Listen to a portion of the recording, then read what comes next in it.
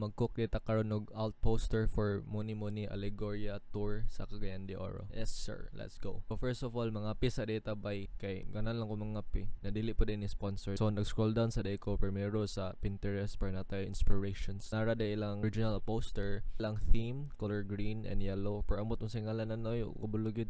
Basta kana to'y follow. Kita rin ko aning band photo sa Muni Muni and nakakam up ko kay di na pwede na ito ning gamiton pang main subject sa poster. Ato ni add ang main title na Allegoria. So magdulat-dulat ra tag random fonts, ngita tag mga pinakatay na fonts. Unya kani random na pudayon kaning A para mag-balance ra kay tungod kay grabe ka random atong font. Ako ra din gibali. Damn, tuara balance ra kay siya. Naaday ko nakita din na bird. So pwede natin niya siya ma-use. So ni add ang Muni Muni. Default lang ni na font pero gibutang-butang rin nato mga italic o mga bold. Ito din na-add atong mga local performers na si Ian Paulo Maboy, Karina, and Shades of Native. Yeah. Ato din na-add ang mga band photos nila. Ato din i-add mga details. Then ato kakalimutan na akong lorem ipsum for no reason.